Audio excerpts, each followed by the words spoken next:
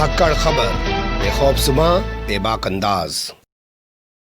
धाकड़ खबर के news room से मैं आपके साथ हूं अकरम रईस खान। कोर्ट संबंधित खबरों का ताज़ा बुलेटिन लेकर एक बार फिर से आपके सामने हाजिर हो गया हूं। आज के बुलेटिन में 8 अहम खबरें जिनसे आपको रूबरू कराने जा रहा हूं। लेकिन आगे बढ़ने से पहले छोटी सी एक अपील है, अगर आप लोग यूट्यूब देख रहे हैं तो हमारे चैनल को सब्सक्राइब कर सकते हैं, फेसबुक या ट्विटर देख रहे हैं तो आप लोग हमें फॉलो कर सकते हैं। चलते हैं पहली खबर की तरफ।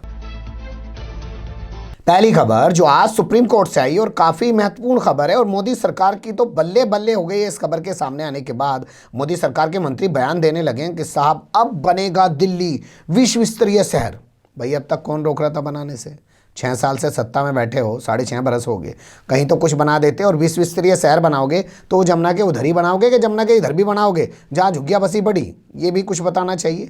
और अब तक विश्व स्तरीय शहर बनने में क्या कमी थी? और क्या बिल्डिंग नहीं बन जाने से सिर्फ विश्व स्तरीय शहर बन जाएगा कि यहाँ जो गलियों में गंदा पानी भरा रहता है, आज तक आधे से ज़्यादा दिल्ली में सीवर लाइनें नहीं बिछी हैं, उसमें भी सुधार हो जाएगा क्या जी? ये भी कभी सोचिएगा। खैर, फैसला सुन लीजिए। सुप्रीम कोर्ट के जस्टिस AM खानविलकर और उनके साथ जस्टिस दिनेश माहेश्वरी, 3 जज साहिबान थे, लेकिन 2 जज साहिबान ने सेंट्रल विस्टा प्रोजेक्ट को बिल्कुल सही करार दिया। कहा कि मोदी सरकार नया संसद भवन, नई बिल्डिंगें तमाम तरीके के काम कर सकती है। कुछ कंडीशंस हैं पर्यावरण की, इसकी उसकी, उनके साथ। लेकिन जस्टिस संजीव खन्ना ने इसके उलट अपना फैसला दिया। उन्होंने कहा कि जो ये ऐतिहासिक धरोहर है, लुटियंस जोन जो है, उसको बदलाव करके, उसका लैंड यूज चेंज करके वहाँ पे नया निर्माण करना ठीक नहीं है। तो 2-1 से ये फैसला आया है। लेकिन आपको तो पता ही है, पिछले महीने की बात है जी, 10 दिसंबर को प्रधानमंत्री नरेंद्र मोदी ने तो बुनियाद रख दी। सुप्रीम कोर्ट के फैसले का इंतजार कहाँ करा, बल्कि सुप्रीम कोर्ट को सीधा कह दिया कि भाई फैसला कुछ ही दो, मैं तो यहीं बढ़ाऊँगा। क्या कह रहे हैं हमारे यहाँ देसी भाषा में कि भैया पितरणाला यहीं गिरेगा, कह कुछ ही लो। तो उसी स्टाइल में जब उन्होंने कर दिया शिलान्यास, तो फिर इस फैसले का क्या मतलब रहेगा। लेकिन आज ये फैसला आया है। इसके बाद जो है हरदीप पुरी जो है वो कह रहे हैं कि विश्व स्तरीय शहर दिल्ली को बना दिया जाएगा। बता दें आपको, अगले चीफ जस्टिस ऑफ इंडिया बन सकते हैं संजीव खन्ना, और उन्होंने इस फैसले से अब अलग अपनी राय दी है। बात संजीव भट्ट की कर लेते हैं। वो IPS ऑफिसर जिसने 2002 के दंगों के बाद खुलेआम कहा था कि नरेंद्र मोदी ने पुलिस और प्रशासन को काम करने से रोक दिया और कहा कि दंगाई जो कर रहे हैं उन्हें करने दीजिए। शायद उनका यही बेबाकपना, यही स्पष्टवादिता, यही ईमानदारी मुसीबत उनके लिए बन गई है, वरना इतिहास में हमने तो कभी देखा नहीं जी। 12-14 साल की पत्रकारिता हम भी कर चुके, 3 अखबारों में काम हम भी कर चुके। अगर पुलिस कस्टडी में कोई आदमी मर जाए ना जी, तो थानेदार पे ज़्यादा से ज़्यादा मुकदमा हो। एनकाउंटर भी जितने होते हैं ना, कभी किसी IPS पे मुकदमा नहीं होता। थानेदार, दरोगा, सिपाही, उन पे मुकदमा हो जितना एनकाउंटर हो। लेकिन पहली बार देखने को मिला कि 30 साल पुराने जामनगर के एक मामले में, जहां पुलिस कस्टडी के दौरान एक शख्स की मौत हो गई थी, उसमें IPS संजीव भट्ट को जो है उम्र कैद की सज़ा सुना दी गई। वो पिछले काफ़ी समय से, 2019 से बताया जा रहा है, वो जेल में हैं। और उनकी पत्नी जो है उनकी रिहाई के लिए सुप्रीम कोर्ट पहुंची हुई है। लेकिन साहब, सुप्रीम कोर्ट की मर्जी, जिस मामले को सुने ना सुने। तो ये मामला काफ़ी समय से पड़ा हुआ है, लेकिन अब सुप्रीम कोर्ट ने कहा ठीक है जी, सुनते हैं आपका मामला, लेकिन जनवरी के आखिरी हफ्ते में आपका ये मामला सुनेंगे। देखेंगे सुप्रीम कोर्ट में सुनवाई के बाद क्या संजीव भट्ट को रिहाई मिल पाती है। Justice Ashok Bhushan, justice MR Shah और उनके साथ जस्टिस R सुभाष रेड्डी की बेंच ये सुनवाई करने जा रही है। अगली खबर का रुख कर लेते हैं। छोटा राजन समेत 4 लोगों को सुनाई गई है 2 साल की सजा। एक शख्स से रंगदारी मांगने के मामले में ये सज़ा सुनाई गई है।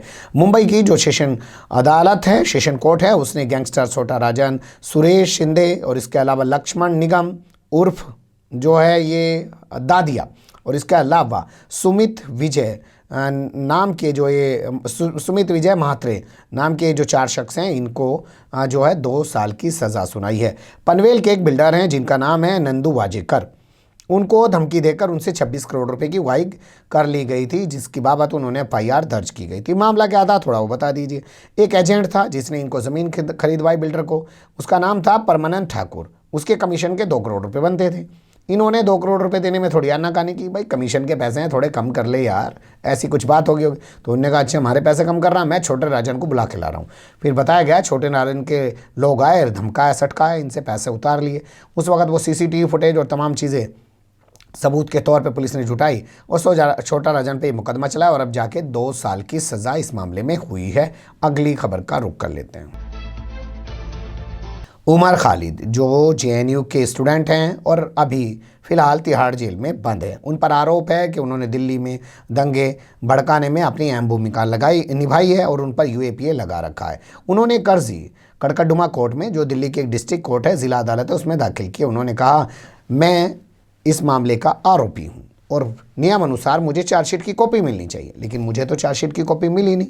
मीडिया के पास मेरी चार्जशीट की कॉपी पहले चली गई और मैं साफ कर देना चाहता हूँ, मैंने कोई भी इकबालिया बयान किसी भी कागज़ पे पुलिस के सिग्नेचर नहीं किए। जो भी मनगढ़ंत चार्जशीट है वो पुलिस ने तैयार की है, लेकिन अदालत को इस पर रोक लगवानी चाहिए कि मेरे पास तो चार्जशीट आई नहीं, मीडिया के पास चार्जशीट कैसे चली गई है।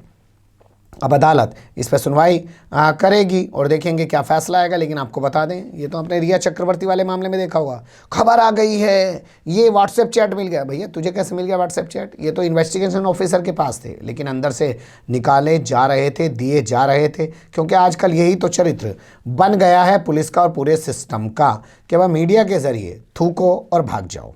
अगली खबर का रुख कर लेते हैं।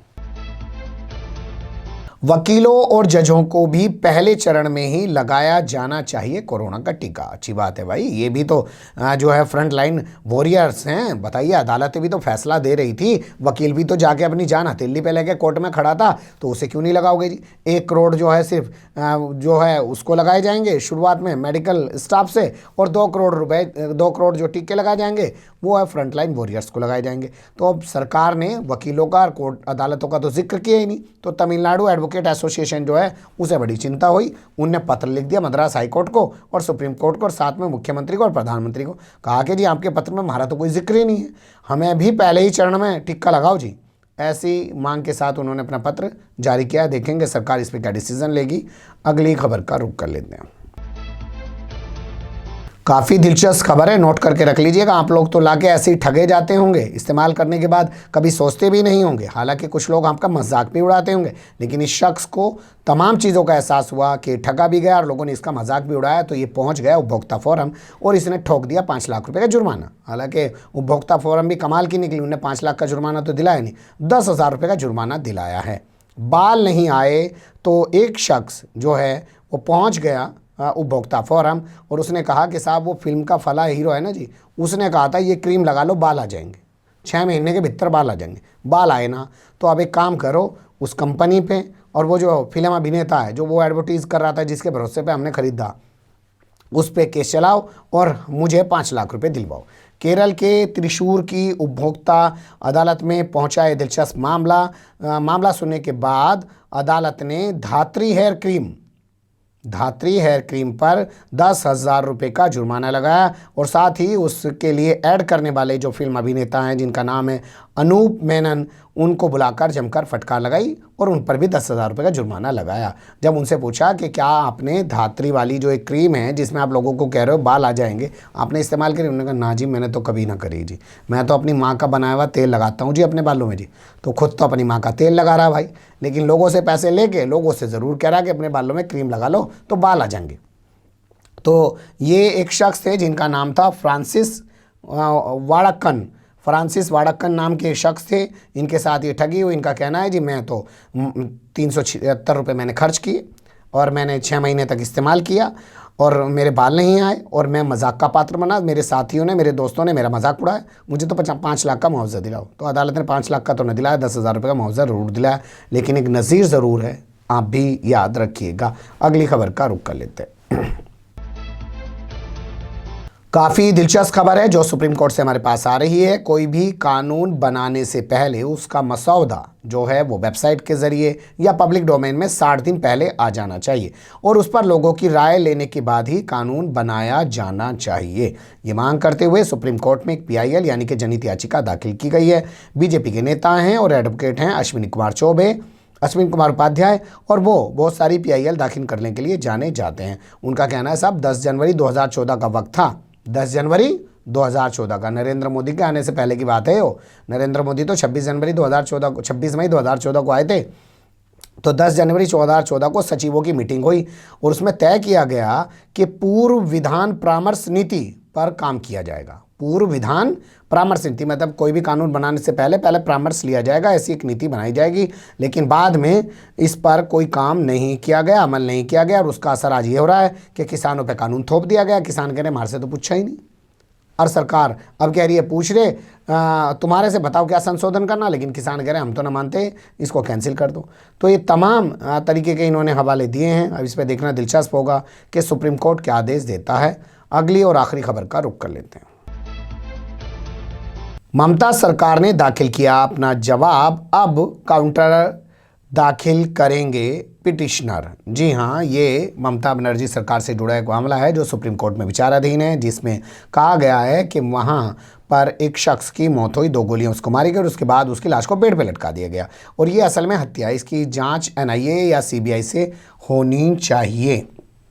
इस खबर को मैं आपके सामने पश्चिम बंगाल की खबरों के बुलेटिन में भी रख चुका हूँ, लेकिन यहाँ कोर्ट बुलेटिन रख रहा हूँ तो इसलिए इसको रखा जाना ज़रूरी है।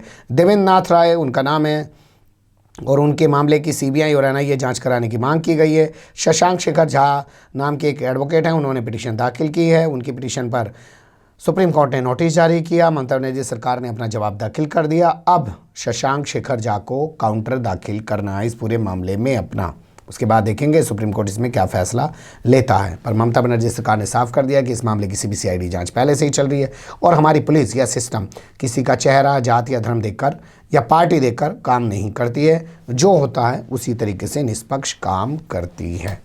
बने रहेगा धक्कड़ खबर के साथ। फिलहाल कमेंट्स के रूप में आप लोग अपनी राय दे सकते हैं, खबर को लाइक कर सकते हैं, चैनल को सब्सक्राइब कर सकते हैं, और ज़्यादा से ज़्यादा हमारी खबरों को शेयर कर सकते हैं। फिर ऐसे ही किसी सुलगते हुए या उलझते मुद्दे लेकर मैं आपके सामने हूँगा हाजिर। फिलहाल अभी मुझे दें इजाज़त।